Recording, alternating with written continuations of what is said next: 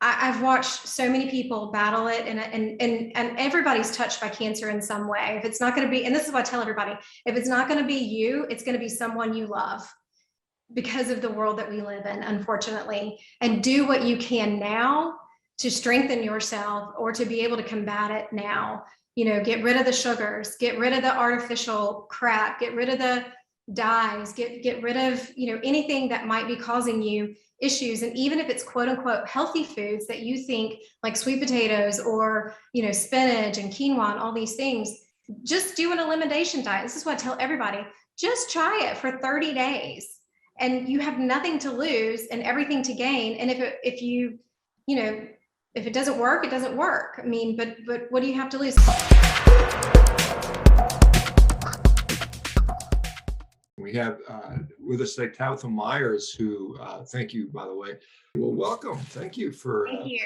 doing this. And I was just kind of getting a little bit of an overview of your story. And it's really fascinating, incredible. And I think it should be something that a lot of people need to know about. You are in North Carolina, is that correct? Yes, I'm in a suburb just outside of Charlotte. How's North Carolina these days? It's great. It's really hot right now. Yeah. We're experiencing the same heat wave as a lot of people, but yeah, it's wonderful. You don't have much cows dropping dead in the fields out there, do you? No, I haven't. I did hear about that, but I haven't heard about anything locally. Good, good. That's good to hear. So anyway, well, if you don't mind, just kind of give us a little bit of background, and we'll start chatting about what's going on with you. Yeah, sure, absolutely. So, it's sort of like in my bio, what I said is I started out, just sort of chronic dieting is what I like to call it. Sad American diet. I'm a kid of the 80s, grew up drinking the sodas and eating packaged foods, TV dinners, all the things that we didn't know any, better about, et cetera. As I got into my 20s or 30s, that's when I really became a seeker of health, if you will. And I've tried everything: paleo, Weight Watchers, Slim Fast, just South Beach diet. I mean, I was trying to go through this morning to think of all the things that I've done over the years. The constant, for me was digestive upset and a lot of pain. And I eventually come to the conclusion that it was during the time of when quinoa was really popular, eating a lot of chickpeas, that sort of thing. I thought I was doing the healthy thing, not eating, processed carbohydrates or that sort of thing, but, eating a lot of that. And I was still just experiencing extreme digestive pain. Like sometimes I would have that like feeling of trapped gas that's in your upper abdomen. And I would have to lay down on my stomach. My husband remembers this quite often just to get some relief, almost like a colicky baby in a way. Is the way that I like to describe it.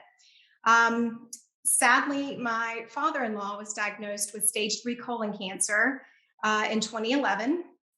And we dove headfirst into learning everything that we could about cancer.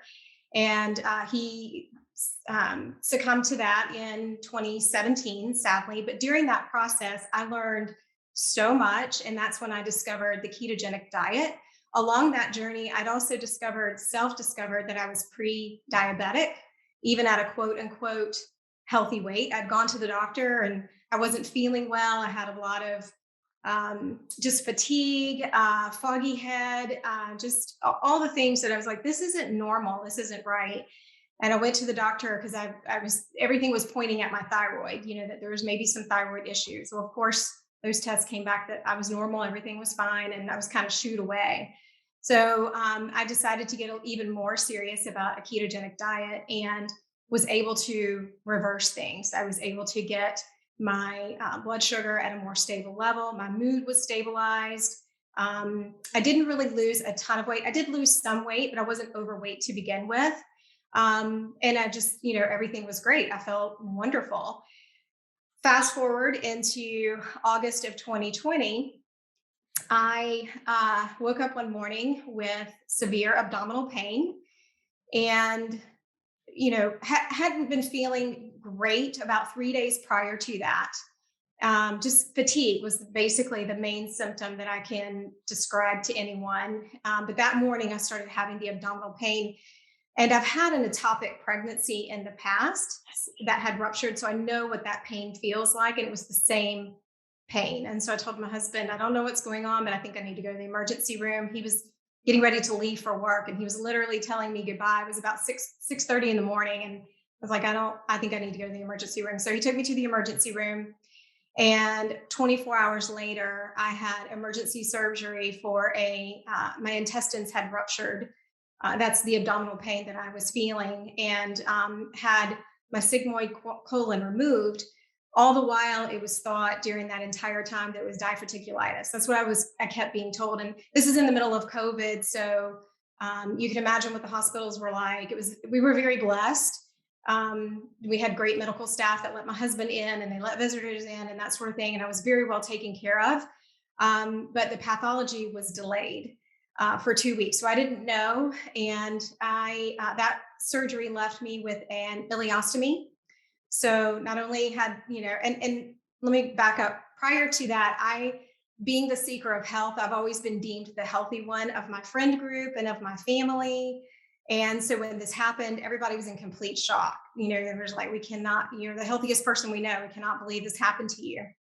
So I go home from the hospital with an ileostomy, and that was very difficult.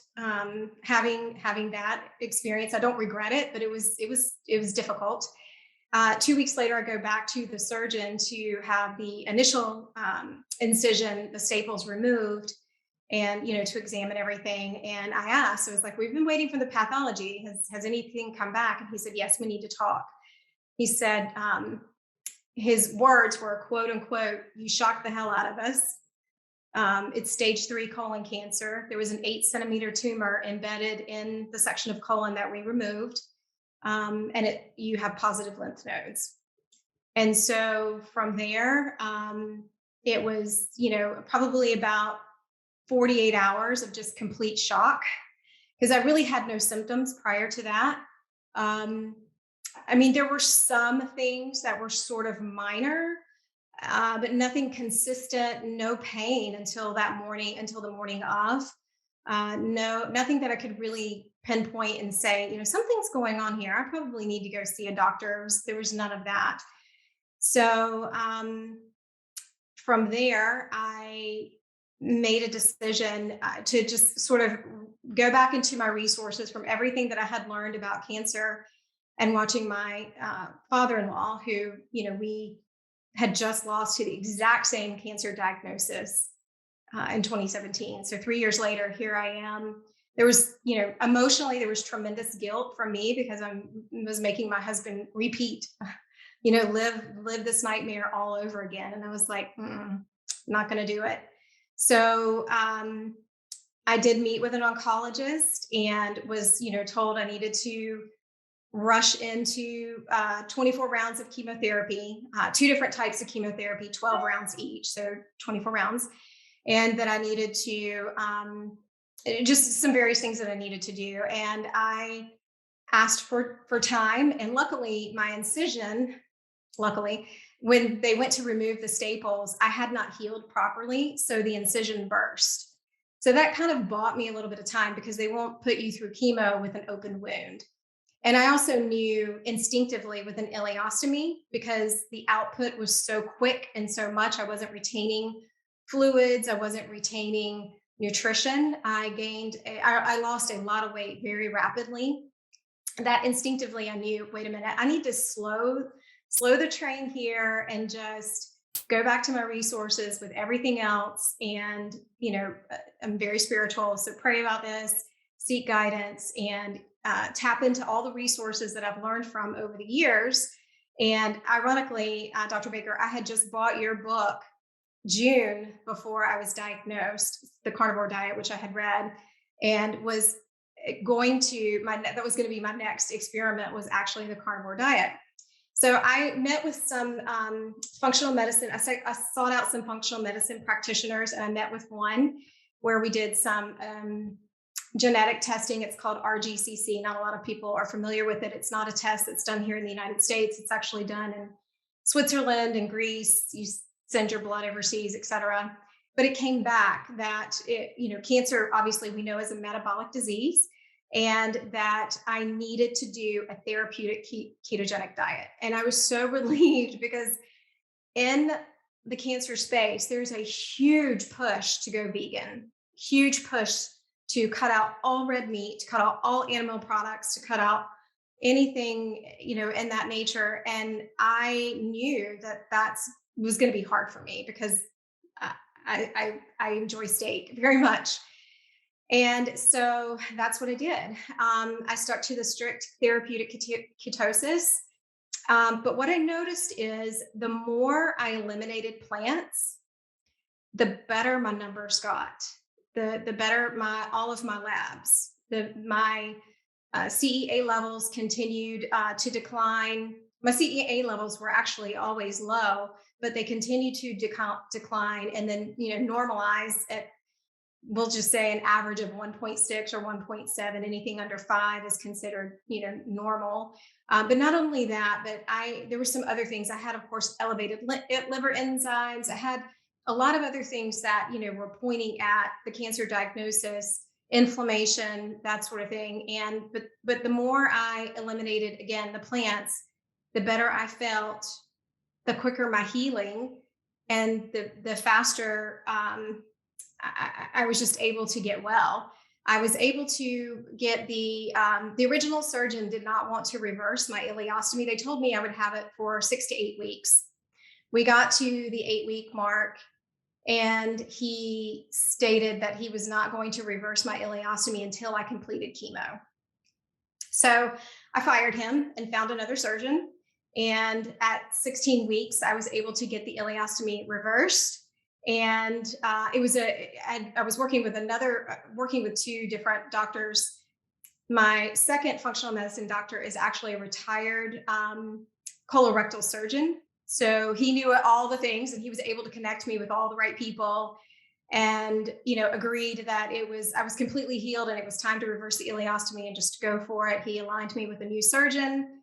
I got that done, and I recovered beautifully. There's a lot of scare with people that have their ileostomies reversed, that they have chronic diarrhea, they have just a lot of digestive upsets when you're waking up the bowel again. I had none of that. I have none of that. I left the hospital with completely normal BMs from the get go, and everything since then has just gotten better.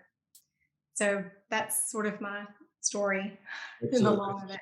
that's a certainly amazing story, and there's a couple points I want to, for those people. CEA is carcinoembryonic antigen, and so it's associated with several cancers, including colorectal cancer. So for the people that haven't heard that term before, and it's a marker that's been around for, I mean, I learned about it in medical school, which was a long, long time ago. So it's been around for a long time. But you had mentioned, you were at one point vegetarian, and despite that, you still ended up with pre-diabetes. And then it's interesting to see that, as you, well, I want to, because a lot of people say, well, you went on a ketogenic diet and you got cancer, and therefore the ketogenic diet caused you to get cancer. I mean, there's a lot of people who would make that sort of assumption. And I would say, I mean, what was the ketogenic diet for you back then? You said you went to a therapeutic one, which is just higher fat percentage typically. So how was your diet? And then you went over to the carnivore diet, I guess, just to sort of heal this sort of thing. But what was the ketogenic diet like from whatever you started up until the diagnosis? Yeah. So going back to your point of being vegetarian, that was around 2015. And my father-in-law was really in the throes of his fight and struggling. In solidarity with him, I started juicing a little bit, and I would do juice fasts, and I would do vegetable juice, very, very little fruit. I would do mostly greens and ginger and lemon, and maybe some beets and that sort of thing. And I felt terrible. It was absolutely awful. I spent a really good money on 2 very expensive juicers. I spent a really good money on a lot of produce. It was time consuming. I never enjoyed the taste of it. I really just basically choked it down, and then I was hungry for the rest of the day. And yeah, the vegetarian was honestly to, lose some vanity weight. I thought it was the best way to get ready for a vacation. And I just, that right after that is when I discovered that I was pre-diabetic, because that's when I felt my worst. I had no energy. I wasn't, getting out of the bed with pep in my step or with purpose, or just, I just really just felt my worst. And so I don't know, if that kind of pushed me over the edge, with all the juicing. And again, it wasn't even a lot of fruit. It was just mostly vegetables, but in any sense.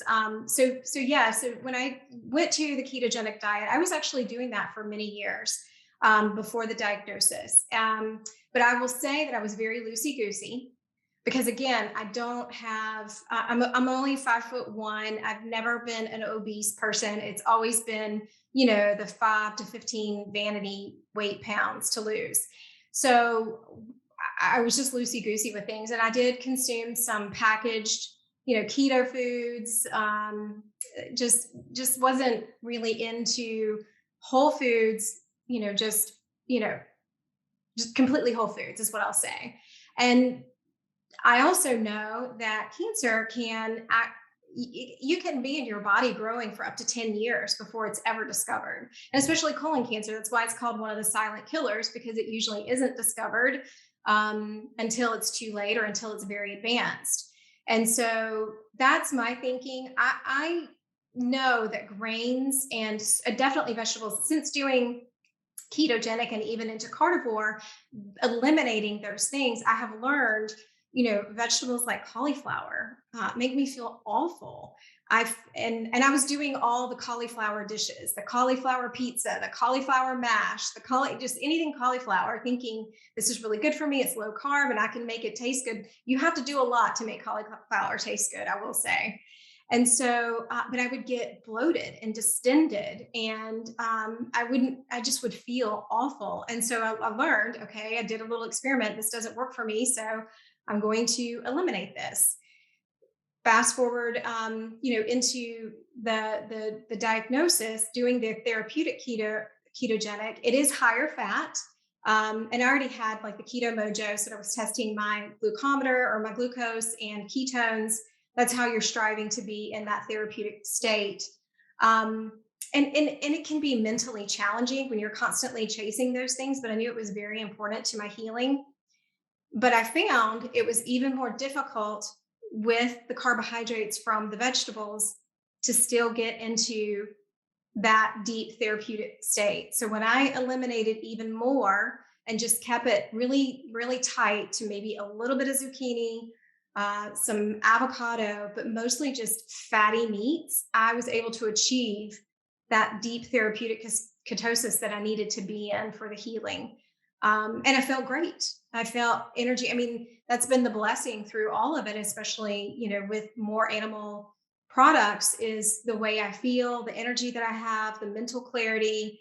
I had to take very little time off from work. I really only took off the 2 weeks recovery from the major surgery, and then another week when I had the ileostomy reversed, which was close to Christmas time. So fortunately, I had some time off from there. But I have had, that was my number one goal, is I didn't want my illness to negatively impact anyone else. And so I can proudly say that, most people have completely forgotten that I was even sick at one point. And they're like, "Oh yeah, we forgot about that. Oh, you're doing great." But that was a big blessing. I have had a high quality of life. I've had, you know, again, no pain. When I go back to the oncologist, he has asked, several times, "Okay, what are you doing?" And I'll tell him. I'll go back to also eating liver. There was a time after I had my ileostomy reversed, my ferritin levels plummeted. And we're not really sure why that happened, because I did not have low ferritin at the time of diagnosis. So it wasn't, there's, theories that iron feeds cancer, or cancer robs your body of iron and that sort of thing. But I suspect it was probably the ileostomy, and I probably had the short bowel syndrome because things were just emptying so fast. It was really hard for me to control that. And the thing that they told me was eat marshmallows. You need, when I had the ileostomy, eat marshmallows to thicken it up. And I knew better. And of course, I did not do that. That's that. So Yeah, I I'm just guess sorry. that's just shocking to me. They tell you to eat marshmallows for that. But anyway, go ahead. Yeah, that was the advice, was to eat all marshmallows. So the oncologist wanted me to do an iron infusion. And of course, I had joined some ileostomy and colon cancer support groups because I wanted to hear from other people. And, there's a thing that oftentimes when you get diagnosed with cancer, you only want to talk, or this was me, I only wanted to talk to people that had my kind of cancer. I didn't want to talk to somebody with breast cancer. I didn't want to talk to somebody with blood cancer. I wanted, somebody that had my experience, which it's kind of foolish now because cancer's cancer, period. But I had learned from a friend that I had made in one of these support groups, that she had done an iron infusion and how bad it messed her up. And she was having all kinds of complications. This is while she had her ileostomy as well. And so when the oncologist told me, we need you to do an iron infusion, I just told him, I was like, I'd really like time to do this on my own. My ferritin levels were at an 11. And it wasn't, it was low, but it wasn't an emergency yet. And so I said I would like a month or two to correct this on my own. And fortunately, I do have an oncologist who doesn't agree with me, but he lets me do what I want to do. Some oncologists, if you're not going to do their plan, they're just like, go find somebody else, get out of my office type thing. And he's not been that way whatsoever. So I just did my internet search. What's the best way to increase or to increase iron, and obviously liver. So every day I was eating a bag of carnivore crisps, the liver crisps. I'm from the South, so we eat liver mush. I don't know if anybody's ever heard of that, but I grew up eating it, so I don't mind necessarily the taste of liver. And so I was eating that, and I went to my local fresh market and I found a really good organic liver pate, and I was eating that. And I was also taking a liquid iron supplement, and just increased my amounts of red meat and making sure that it wasn't cooked, overcooked. It was, medium to, or I'm sorry, just, just still a little bloody, and made sure that I consumed that. Within 60 days, my ferritin increased to 38. And so the oncologist, he just I was like, so I don't need to do the iron infusion. And he was like, no. He's like, well, what did you do? And I said, I ate a lot of liver. The response was, oh gosh, liver is really high in cholesterol. You need to be careful. Let me ask you, because this is a very controversial topic. Obviously, everybody gets upset when we talk about cancer, and if you sort of don't follow the sort of standard of care. So when they approached you to say, "Hey, you need to do these 24 chemotherapy infusions," what did they say? This is the likely outcome. This is the benefit. It's going to prolong your life. It's going to give you this much more life expectancy. What was the informed consent like around that? I'm so glad you asked. I had that in my notes to mention. So I asked the oncologist, I said, what is the prognosis? If I do chemotherapy, if I don't do chemotherapy? The prognosis was, without chemotherapy, you have a 30 to 40% chance of recurrence. With chemotherapy, you have a 20% chance of recurrence. So there was a 10 to 20% delta for something that could potentially take my life, because chemotherapy, while it is life-saving for some, it is life-ending for others. And watching my father-in-law go through 2 rounds of chemotherapy, I knew there was no way I was going to do that. Yeah, that was a thing that you had just seen someone in your family, go through that, and it sounds like they did the traditional standard of care, went to chemotherapy, died anyway, and went from there. So the and for those people that aren't familiar, because you use the term ileostomy, maybe not everybody knows what that is. That's when they basically take your bowel, they disconnect it from the colon and run it out through your abdomen. So you actually go to the bathroom into a little bag and attach to your stomach. And so that's obviously not fun, but you get to see what gets digested and what doesn't. It's a very interesting, because I know a lot of people that have them, and they say, when I eat vegetables, none of it gets digested. It just goes right through. And so we don't really, get much nutrition substantially from that stuff. It runs right through, but the meat is usually always digested. So you, so I'm just, how did you decide that I want to do a meat-based diet? I mean, with that, because still, even though I'm a proponent of it, I know it works in a lot of cases. you don't have to convince me, but I mean, how did you convince yourself? And were the people around, like your husband and stuff, were they like, you're just nuts, or what was the thought on that? No, I'm very blessed to have a supportive inner network. And one thing that my husband, we were talking about this the other night on our walk, and he said, he's like, after your diagnosis, he said, I was never worried about you. He's like, I knew you had it. He never worried because I'm a researcher to a fault. I love to learn. I had already with his father, and we were so desperate to save him, and especially the last 2 years of his life, I had just dove headfirst into everything natural, healing and that sort of thing. So it was really more of a natural progression because I love meat. I could never, I would never be the person to say that I would never eat meat ever again. And that really scared me when I did get my cancer diagnosis. I mean, I'll be honest, in my head, it was like, did I do this to myself? How did this go wrong? Where did this go wrong type thing?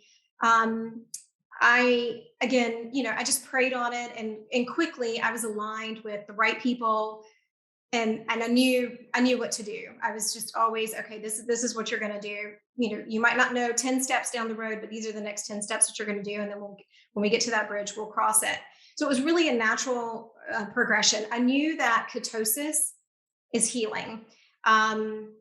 There's several doctors that will say, that it doesn't matter what the test says, it doesn't matter what the disease is, ketosis is still the answer. And getting your body into that deep state of healing doesn't mean you have to stay there forever and ever. And I don't stay in ketosis. I do cycle in and out from time to time, but it was a natural progression. So when I was a little girl, I remember I was very close with my grandfather, and his favorite meal was steak. And so my job was to go into the yard and gather all the twigs for the charcoal grill so that he could have the kindling to cook the steak. And I would ask everybody for their fat. And everybody just laughed about it, but it's a memory that even my mother we were talking about that the other day, and she's like, when you were a kid, you always asked for the fat. So it's like I knew intuitively perhaps that that's what I should be eating, and it tasted good and I wanted it. So again, it was more of the more things, that vegetables that I eliminated, the carbohydrates to get to that therapeutic ketosis. Obviously, the more animal products and fat I had to add back in, and the better I felt. So it was really just a natural progression. My husband has no qualms with it whatsoever. He is definitely a meat guy. If anything, I've probably just worn him out on steak because we eat ribeyes at least once or twice a week. So I've had to pull back just a little bit because he has gotten a little tired of them. But he's not sad about all the meat and less vegetables. Let me ask you, because so the diagnosis was in 2020, is that correct? That's So correct. you had your surgery, and then so it's been 2 years ish since then. Is that right?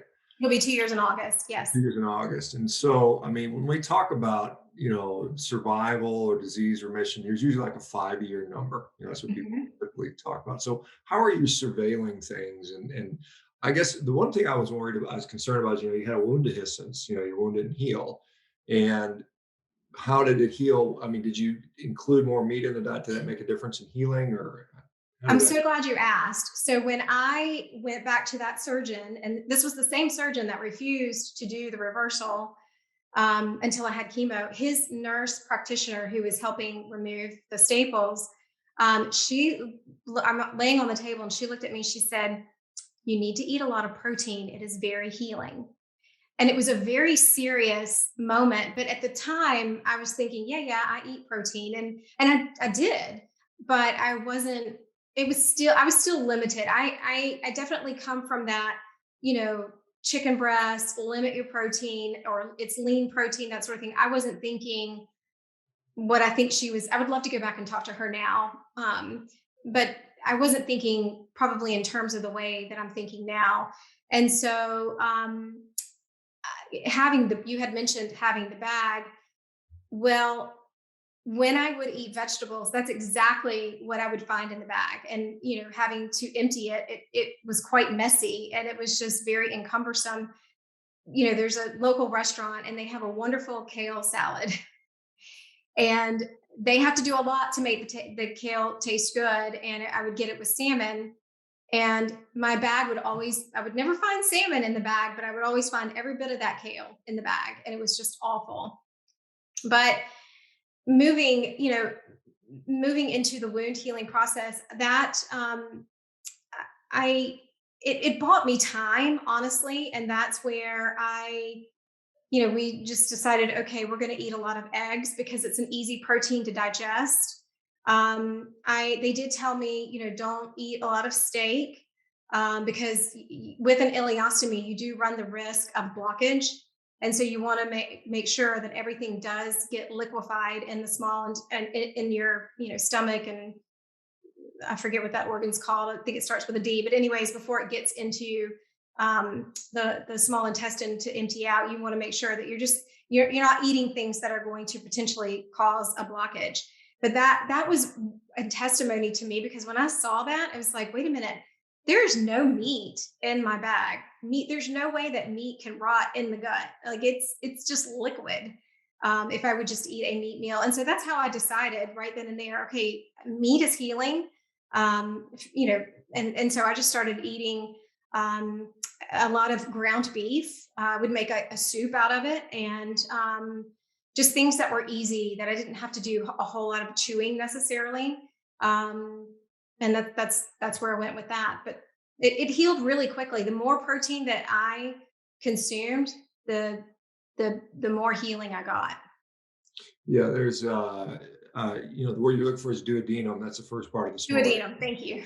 It goes duodenum, jejunum, and ileum, I'm really surprised. I think that meat is going to clog an ileostomy too, because you talk to any gastroenterologist, I mean, they will just tell you, they never find meat in the colon. They may find bits of vegetables and things like that, and seeds and hunks of nuts and stuff like that. They never find steak. It's just complete nonsense. And so, there you may be familiar with a group, Paleo Medicina, and I can't remember their new name now, but they promote a carnivorous diet. It's relatively calorically restricted and it's very high fats. Were you calorie restricting yourself, or how were you doing this particular diet? No, I mean, in the past, I've definitely been guilty of calorie restriction. But when I gave myself free range to just eat whatever I wanted, I went in cold. I mean, I just went all in. It was, it was such a relief. I've been in the world of, tracking everything and journaling everything, and it's just so exhausting. And it's so, the mental gymnastics that come with that. No, I don't necessarily worry about calories. I just really eat until I'm full and then I stop eating. Yeah, well, and that makes sense. I mean, that's kind of how we're designed to eat. We eat when we're hungry and don't when we don't. You mentioned the carcinoembryonic antigen, the CEA, continuing to trend downwards. What are you doing? Are you doing periodic imaging, like every 6 months you get a CT scan, or how have we been tracking the disease regression? Yes. So my oncologist, when I told him, when I completely refused all chemotherapy, but I asked, I said, will you still, consider monitoring? And of course he agreed. We went to a 3-month plan where we do labs every 3 months, and then we do imaging every 3 months. Labs always came back great. They steadily improved, especially my liver enzymes and just various things, my ferritin that I talked about earlier. I just actually had an appointment with the oncologist last week. They started actually doing a new test, and it's some sort of DNA test specifically for colon cancer. I've done one, and then I just did another one. I haven't gotten the results back for that one yet, but the first one, that nothing was detected. No tests have shown anything since diagnosis, except for the original RGCC. I did still have circulating tumor cells and circulating cancer cells, and that was my goal. Is okay, I need to help my immune system go in and attack these things so I don't develop cancer somewhere else, because the seeds had left the ship essentially. with having positive lymph nodes. And I've done other therapies, with that, a lot of sauna and grounding and exercise. And I mean, there's not one way to really heal yourself with cancer. It's multifaceted, and you have to stay on top of it, consistently. But yes, it's been the monitoring process with the oncologist.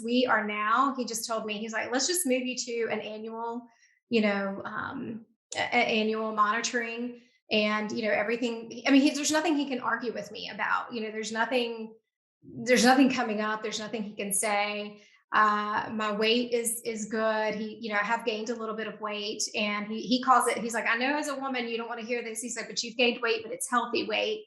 And so he's really pleased with that. There's no cachexia. There's nothing showing.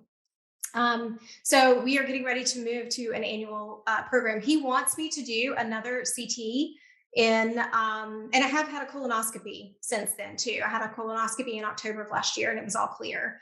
He wants me to do another CT scan in September. And I told him I would consider it because nothing has shown so far. And I'm not really keen on continuing to expose myself to the dye and the radiation and all of that. But I'm not going to be stubborn or bullheaded. I know that this is, still a serious situation. And like you said, they don't really count you in remission until the 5-year mark, but that's with conventional treatment. Yeah, and it's like I said, well, you mentioned stage 3, and every cancer has its own staging and grading process. But typically, when it breaks through the sort of natural anatomic borders, it's upgraded. Then when it has lymph node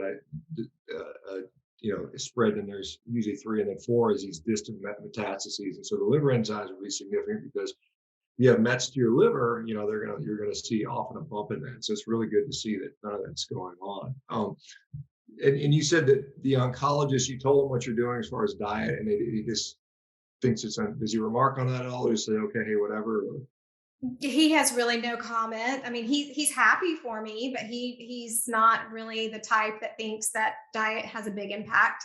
I mean, when I was there this last time, they had a little bit of a difficulty getting. I have troublesome veins, so it takes, unfortunately, several pokes, and so they had to end up sending me back. The phlebotomist couldn't do it, so they had to send me back to the chemo suite. And so, of course, I'm in there with people receiving their chemotherapy, and they're handing them Cheetos and cheese crackers and soda so that they're not nauseous while they're receiving their treatment. It was just it's so hard to sit there and not say anything. But yeah, I always say going to the oncologist is one of my favorite appointments and one of my least favorite appointments. Because I usually walk away with good, no news is good news.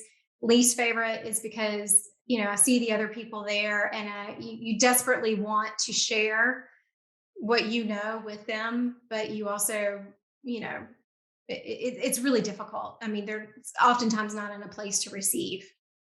Yeah, obviously, this cancer diagnosis and the subsequent recovery and the testing and stuff around that is very important. But have you noticed anything outside of that from switching to that? Any other benefits mentally, physically, or anything like that?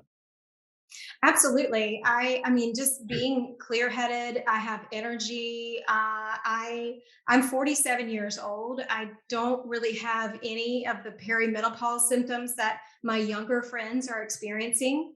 I have people message me all the time, looking, help me. What are you doing here? What do you recommend for this? Sadly, they won't execute. And I have one of my really close friends, my best friend, we're very like-minded. So I'll text her oftentimes. I'm like, why won't people listen? And she's like, because sadly, it's going to take them to get a cancer diagnosis. Sadly, it's going to take something really tragic for them to happen and I can say I'm guilty of it too, because until this happened to me, I was really loosey-goosey with things. I just wasn't as dogmatic about it as I am now. And I will never live my life as if I don't have cancer. Even if all the tests say that I don't, I will always be completely diligent and stay on top of it and make sure that I'm eating the highest quality animal foods and animal fat to get my vitamins and absorption. And that's one thing I will say, Dr. Baker, is when we were talking about kind of before with me being vegetarian and, doing the juicing and that sort of thing, another thing that came out of the pathology is they couldn't determine what caused the rupture. They couldn't determine if it was the tumor because of the size. It was 8 centimeters, which is the size of an orange. They couldn't determine if they also thought I had C. diff. And so I was treated with some really gnarly antibiotics that messed me up horribly. And I later found out that I did not have C. diff. And then they said that I had endometriosis in the colon, in the bowel. And I do not have endometriosis on any of my female organs, only in the bowel. So I haven't been able to really get an answer, but my brain is saying perhaps you were eating things that were irritating yourself, and it built up this scar tissue to protect itself because the grains, every time when you would have those episodes, I mean, I was eating all the good stuff, like the sprouted brain, the Ezekiel bread, all the things that, they tell you are the healthy things. And I just would have, that's when I would have the absolute worst pain. And I would have to fast for 24 hours and not eat anything again just to make that pain go away.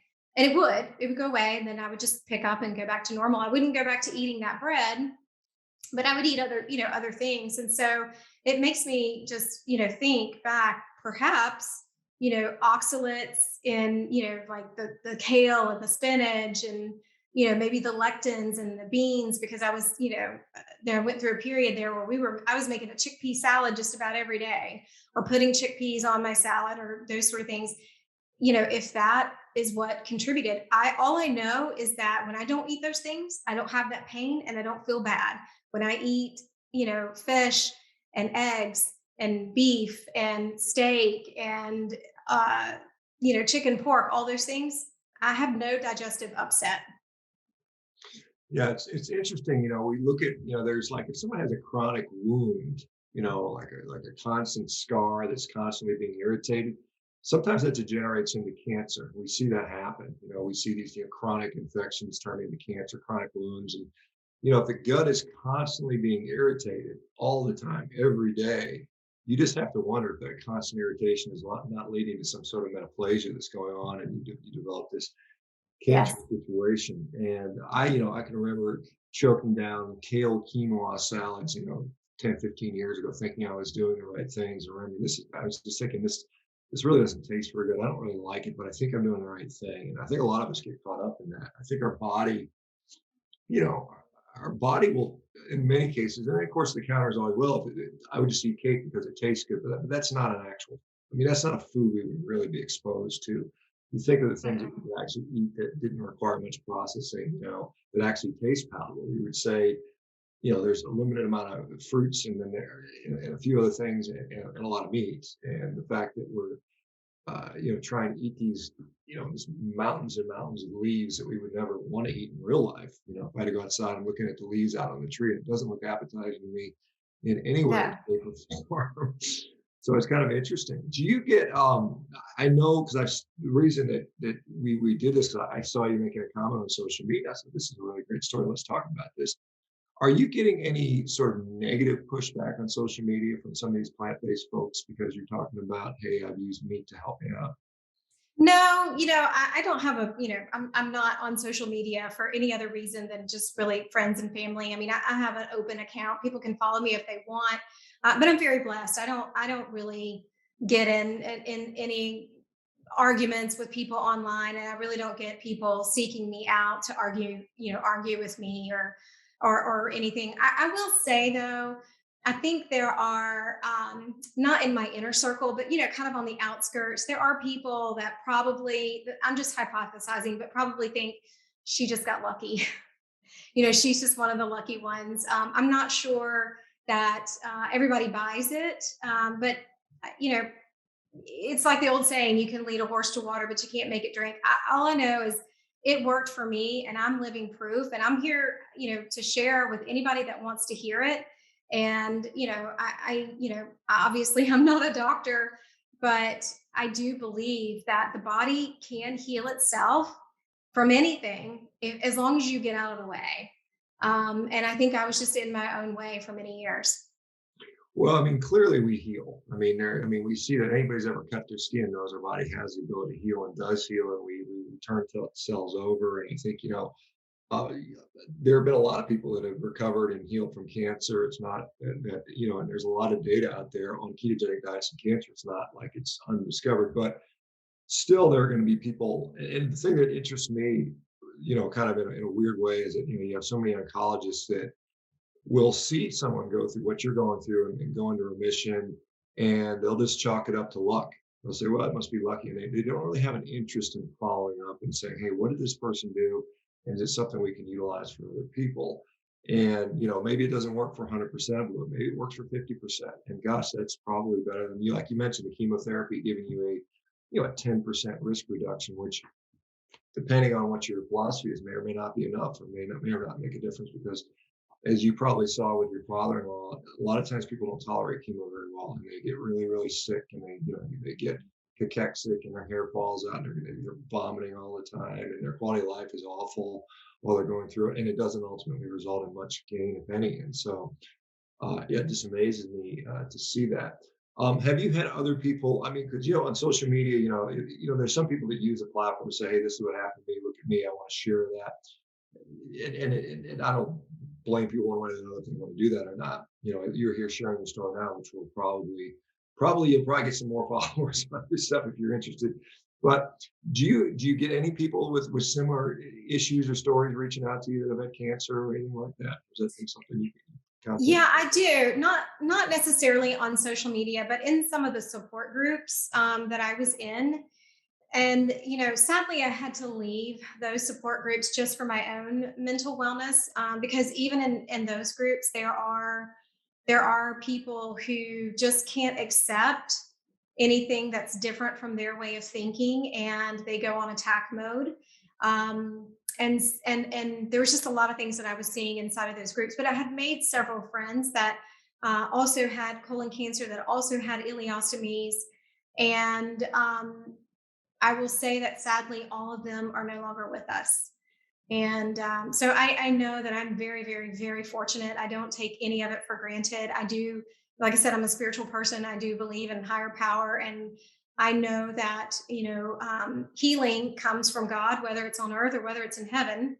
And for whatever reason, in addition to this, he gave me the tools and the knowledge to be able to use it. And I'm just, I just want to share with other people. And I'm very grateful for this platform and giving me the opportunity to do that. But I do, want to share with other people. I'm really no one special. I didn't do anything special. Um, but at the same time, I feel so blessed because again, I've watched so many people battle it, and everybody's touched by cancer in some way. If it's not going to be, and this is what I tell everybody, if it's not going to be you, it's going to be someone you love, because of the world that we live in, unfortunately. And do what you can now to strengthen yourself or to be able to combat it now. Get rid of the sugars, get rid of the artificial crap, get rid of the dyes, get rid of, anything that might be causing you issues. And even if it's quote unquote healthy foods that you think, like sweet potatoes or, spinach and quinoa and all these things, just do an elimination diet. This is what I tell everybody. Just try it for 30 days and you have nothing to lose and everything to gain. And if you know if it doesn't work, it doesn't work. I mean, but what do you have to lose? And that's what I really just tell everybody. But I get, of course, mostly women reaching out to me, but not necessarily with cancer. I see a lot because of the age that I'm in, just hormonal imbalance, but it's usually younger women. I don't get a lot of people older than me reaching out, but it's usually younger women who I don't think should be feeling or having the kind of issues that they're having at their age, yet they are. And again, I think, I mean, I'm on no medication for anything. I don't have to take medication for anything. I'm not even, I take some supplements here and there, like some D3 and some, cod liver oil and whatnot. But I don't even take, I was taking some supplements for the cancer treatment for the press pulse protocol that we were doing. I don't even take any of that anymore. And I feel like that's how we should be. It's not natural to need supplementation. I think I kind of fall in the philosophy of animal foods are nutrition, plants are medicine. I do believe that plants can be healing and medicinal in some instances for people, but you wouldn't take medicine every day. You wouldn't take ibuprofen or Tylenol or, an antibiotic every day. You're only going to take it for the time that you need. And then hopefully you're getting well and you just move on. And so that's kind of my philosophy is animal foods are nutrition. Yeah, I think that's a reasonable approach for many cases. You mentioned press pulse, and that's something that I know guys like Tom Seyfried and Dom D'Agostino have talked about. Use it in reference to hyperbaric oxygen therapy. So is that something you've done the hyperbaric oxygen as well? No, I never did that. But yes, the press pulse was after I did the RGCC testing. My doctor, we developed a plan where basically every 2 days I did something different, and it was mostly with supplements. And taking pancreatic enzymes, just various things that would, target the different cancer pathways. Because yes, cancer does feed off of sugar, but it also can feed off of glutamate or glutamine, which is in every single food. And so it was basically a way where we're, hitting the cancer really hard this way. And then the next 2 days we're hitting it this way. And then the next 2 days we're hitting it this way. And it was every 2 days I would change, and I would do that for 4 weeks. And then the next month I would do something completely different, same type of procedure every 2 days. And then the third month I would do something different. And it included things like high dose IV vitamin C. So I would go for 2 days a week to a local doctor's office and receive anywhere from 35 to 50 grams of high dose IV vitamin C. And then, but the whole time staying in therapeutic ketosis, and then, change to different and varying supplements. So that's sort of the press pulse that was for me. A lot of people will ask me, we want to know exactly what you did. And I'm very reluctant because honestly, my test was based on my cancer and my test results. And so I was very guilty of taking a lot of unnecessary supplements before that could have been harming me. And now have learned a very valuable lesson. So now I don't give people advice on supplements whatsoever beyond like maybe a D3, K2, and cod liver oil. The rest of it, I'm like, you really need to work with someone to figure out if this is truly what you need. Yeah, and you said you were doing that in the immediate diagnosis period for a period of time. So what does maintenance look like for you now? What does your diet look like day to day these days? So maintenance for me day to day is I do some intermittent fasting. I don't intermittent fast every day. I really just listen to my hunger cues. And I might eat breakfast around 10, 10:30, 11. Some days it's earlier than that if I'm hungry. My go-to breakfast is bacon and eggs. I love bacon and eggs. And so I will cook 3 to 4 eggs. I'll eat 2 to 3 strips of bacon.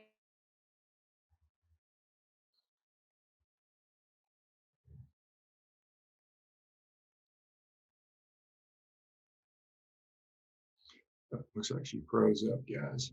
Some salmon. I may have some, leftovers for whatever we had the night before. And then dinner again is mostly protein. I I do eat. I mean, a lot of meals just end up being carnivore because it's just what tastes good to me, and it fills me up and it's satisfying. And so, I don't eat just beef, or I think they call it the lion diet. I do eat varying things: chicken, fish, pork chops, um, just whatever sounds good. But most of the time, I would say it's carnivore meals, carnivore days, carnivore weeks. I still do eat some vegetables. I still eat some berries when they're in season. Right now, I have some blueberries and strawberries in my refrigerator. But I really try to just eat within season. And it's very surprising that a lot of people don't even realize what that means, like eating in season if it's available. But anyhow, that's kind of my day to day maintenance. Is really like, again, the supplements. I stick to a D3, the cod liver oil. I do take some magnesium at night, and let's see, K2, and that's really it. I don't take anything else. Yeah, I think the in season. Some people think in season is like the McRib season or the Shamrock Shake season at McDonald's. So Right. I'm fine with that. Well, I'll tell you what, we've just about come out of time. This has been so awesome to hear this story. If you're okay to share your social media for people that might want to just see how you're doing and keep our fingers crossed and hopefully this is done and goes away and never comes back. Yeah, absolutely. Thank you so much. And thank you for the opportunity. I'm looking it up right now. Honestly, I don't even know. I am on Instagram and it's Tab's Healing Journey. And Tab is just short for my name, but Tab's Healing Journey. If anybody wants to follow me, they're welcome to. I'm not great, but I do stories and stuff like that. I'm not great with posts. But thank you so much for the opportunity. It was such a pleasure. I appreciate everything that you're doing in this space and community. I enjoy your Instagram page a lot. I share it with my husband, and we get some good laughs out of it. And laughter is medicine too. So I appreciate that. Yeah, that's true. Yeah, I think smiling more. I think I would say sleep well, smile more, eat some more steak, and do a Agreed. little praying, and life will be good. Thank you guys. Thank you, Tabitha, for being here. The rest of you Thank guys, you. thank you guys. We'll be back again tomorrow. Have a great day, and I'd love to see hopefully see you a year or two, 3 years from now, you continue to stay strong. So awesome. Same. Okay. Thank you. Bye bye, everybody. Take care. Bye.